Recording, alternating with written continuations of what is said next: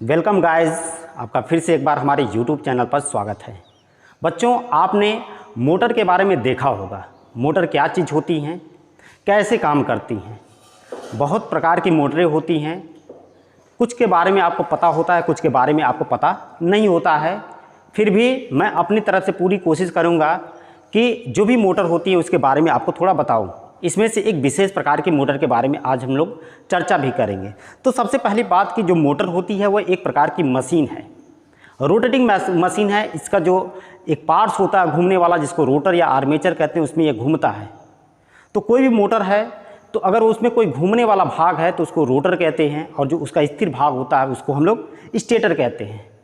बच्चों, मैं आपकी जानकारी के लिए बता दूं कि जो मोटर है वह एक प्रकार की मशीन होती है, और जो मशीन का काम होता है वह ऊर्जा के परिवर्तन का होता है। यानी किसी भी प्रकार की मशीन है वह ऊर्जा को ट्रांसफ़र करती है, यानी एक प्रकार की ऊर्जा को किसी अन्य प्रकार की ऊर्जा में बदलने का काम करती है। जैसे आपका इलेक्ट्रिक मोटर है, यह इलेक्ट्रिकल ऊर्जा को मैकेनिकल ऊर्जा में बदलता है। जैसे आपका जनरेटर है, यह मैकेनिकल ऊर्जा को इलेक्ट्रिकल ऊर्जा में बदलता है। वहीं पर अगर हम ट्रांसफार्मर की बात करें तो वह इलेक्ट्रिकल ऊर्जा को इलेक्ट्रिकल ऊर्जा में ही बदलता है। तो इस प्रकार से अनेकों मशीनें होती हैं जो ऊर्जा का क्या करती हैं, रूपांतरण करती हैं, ऊर्जा का ट्रांसफॉर्मेशन करती हैं। तो हम लोग आज मोटर के बारे में पढ़ने वाले हैं। मैं आपको बताना चाहूँगा कि मोटर मुख्य रूप से दो प्रकार की होती हैं। दो प्रकार की मोटर में एक आपका डीसी मोटर होता है और एक आपका एसी मोटर होता है। अब चाहे डीसी मोटर हो चाहे एसी मोटर हो, उनका भी क्लासिफिकेशन आगे किया जाता है। डीसी मोटर में हमारे डीसी सीरीज मोटर आती हैं, डीसी शंट मोटर आती हैं, कंपाउंड मोटर आती हैं। कंपाउंड मोटर में भी उनका क्लासिफिकेशन किया जाता है। डिफरेंशियल कंपाउंड मोटर आती हैं, हमारे कम्प्लीटली कंपाउंड मोटर आती हैं। फिर इनका भी क्लासिफिकेशन किया जाता है, उसमें शॉर्ट शंट और लॉन्ग शंट के हिसाब से हम लोग क्लासिफिकेशन करते हैं। उसी प्रकार से मैं आपको एसी मोटर के बारे में बताऊं तो हमारी जो एसी मोटरें होती हैं वह भी सिंगल फेज़ में, टू फेज़ में या थ्री फेज़ में आती हैं। अब यह जो भी हमारी सिंगल फेज़ की मोटर होती हैं वह सिंगल फेज़ से सप्लाई से चलती हैं। टू फेज़ की जो मोटर होती हैं वह टू फेज़ की सप्लाई से चलती हैं, और थ्री फेज़ की जो मोटर होती हैं वह थ्री फेज़ की सप्लाई से चलती हैं। बच्चों, मैं आपको बताना चाहूँगा कि मोटर भी हमारे अलग अलग कैटेगरी के होते हैं। इसमें से एक जो मोस्ट पॉपुलर मोटर होती है जिसको हम लोग इंडक्शन मोटर कहते हैं, इसके बारे में आज हम लोग देखेंगे। इंडक्शन मोटर आप देखे होंगे कि आपके घर पर थ्री फेज़ की जितनी मोटरें लगी होती हैं वह इंडक्शन मोटर ही होती हैं। इंडक्शन मोटर इंडक्शन के सिद्धांत को फॉलो करती है, और इंडक्शन का सिद्धांत फैराडे नाम के एक साइंटिस्ट थे जिन्होंने अपना सिद्धांत दिया था, Faraday's law of electromagnetic induction, और उन्हीं के सिद्धांत पर यह हमारी इंडक्शन मोटर कार्य करती है। इंडक्शन मोटर में दो भाग होते हैं, उसका एक स्टेटर होता है, उसका दूसरा भाग रोटर होता है। तो जो भाग स्थिर रहता है उसको हम लोग स्टेटर कहते हैं, और जो भाग घूमता है उसको हम लोग रोटर कहते हैं। स्टेटर में भी वाइंडिंग होती है और रोटर में भी वाइंडिंग होती है। इंडक्शन मोटर सेम उसी तरह से वर्क करती है जैसे हमारा एक ट्रांसफार्मर वर्क करता है। अंतर बस इतना होता है कि ट्रांसफार्मर की जो सेकेंडरी वाइंडिंग होती है, द्वितीयक कुंडलन होती है, वह स्थिर होती है, परंतु हमारा इंडक्शन मोटर का जो सेकेंडरी वाइंडिंग होती है, जो द्वितीयक कुंडलन होती है, वह घूमती है। और यह द्वितीयक वाइंडिंग या सेकेंडरी जो वाइंडिंग होती है इसको हम लोग रोटर में स्थापित करते हैं। आज हम लोग थ्री फेज इंडक्शन मोटर की कंप्लीट एक संरचना देखेंगे, उसकी वर्किंग देखेंगे, और उसके कौन कौन से भाग होते हैं इसके बारे में भी हम लोग देखेंगे। तो यहाँ पर देखिए, आपको एक फिगर आपको यहाँ पर दिखाई दे रहा है। इसमें आप देखेंगे तो ये थ्री फेज इंडक्शन मोटर का एक स्टेटर आप इसको कहते हैं, इसको बॉडी भी कहते हैं, इसको आस्था भी कहते हैं, इसको योक भी कहते हैं। ये जो बाहरी भाग होता है इसको हम लोग स्टेटर कहते हैं। स्टेटर का काम जो होता है मशीन को बाहरी आवरण से सुरक्षा प्रदान करना, जैसे आंधी, तूफान, वर्षा या किसी मैकेनिकल इंजर्ड से हमारा स्टेटर क्या करता है, सुरक्षा प्रदान करता है, और इसके जो भी आंतरिक भाग होते हैं उसको सेफ्टी प्रदान करने का कार्य करता है। स्टेटर के अंदर जो होते हैं मैग्नेटिक कोर रखे होते हैं। मैग्नेटिक कोर जो होते हैं, कोर का मतलब ये आयरन कोर होते हैं, सामान्यतः लेमिनेटेड बनाए जाते हैं। लेमिनेटेड का मतलब ये होता है कि पतली पतली पत्तियों का बने होते हैं। तो आइए हम लोग देखते हैं, यह एक आप देखिए यहाँ पर एक इंडक्शन मोटर के 3D डायमेंशन को आपको दिखाया गया। ये पीछे का बैक साइड है, ये इसका कवर है, जाली है, और ये इसका स्टेटर है, और ये इसका टर्मिनल बॉक्स है। सामने से उसका ये शाफ्ट आपको दिखाई दे रहा है। अब इसके हम लोग कंस्ट्रक्शन की बात करते हैं। तो कंस्ट्रक्शन में आप देखिए जो है आपको जैसा बताया गया कि यह क्या है, स्टेटर है। स्टेटर में आप ध्यान से देखेंगे तो यहाँ पर स्टेटर में वाइंडिंग की गई है, यानी जो कोर होता है, कोर में हम लोग वाइंडिंग करते हैं, और उसका दूसरा भाग जो होता है उसका रोटर होता है।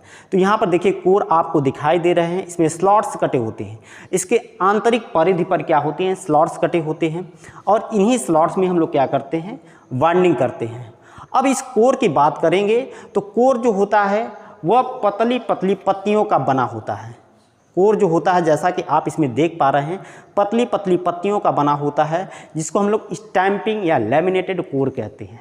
ऐसा करने से इस कोर में दो तरह की हानि यानी एडी करंट लॉस और हिस्टेरिसिस लॉस कम हो जाते हैं।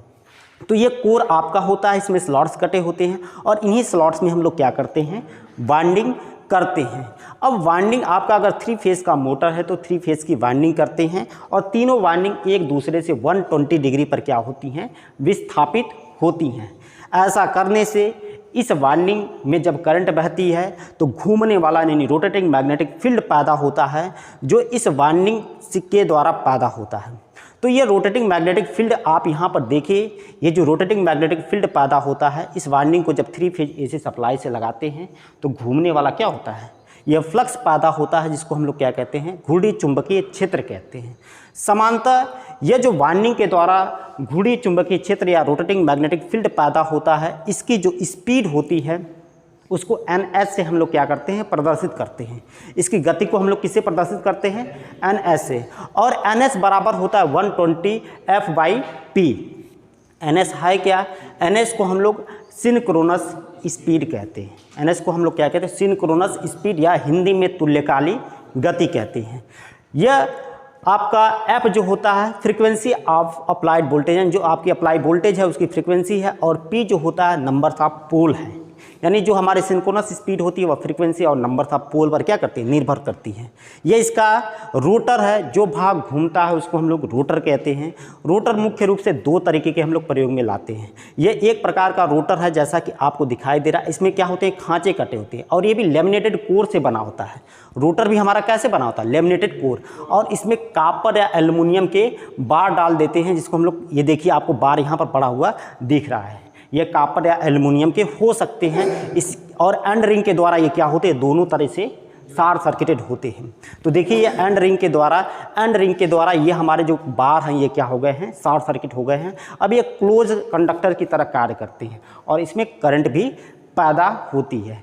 तो यह हमारा जो होता है स्क्रूड, यहाँ पर देखिए रोटर है। स्क्रूड करने से बहुत सारे फ़ायदे होते हैं, जैसा कि एक तो रिड्यूस हम नॉइज़, जो मोटर चलता है हम की आवाज़ जो आती है वह कम हो जाती है। दूसरा स्टेलिंग ऑफ द मोटर मतलब एक तरह से स्थिर होती है, इसमें हार्मोनिक जो प्रोसेस उत्पन्न होता है वो भी कम हो जाता है, यानी हार्मोनिक को भी कम होता है। अब यहाँ पर हम लोग वर्किंग देखेंगे।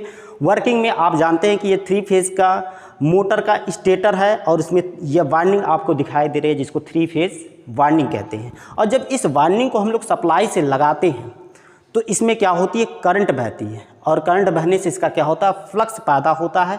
और जब फ्लक्स पैदा होता है तो ऐसा माना जाता है कि फ्लक्स घूमता है, और घूमता है तो उसके पोल भी होते हैं, वो क्या होते हैं, घूमते हैं। जैसा कि इधर देखिए साउथ पोल, इधर नॉर्थ पोल, यानी फ्लक्स घूमता है तो इसकी स्पीड को ही आपने पीछे बताया कि हम लोग क्या कहते हैं, सिंक्रोनस स्पीड कहते हैं।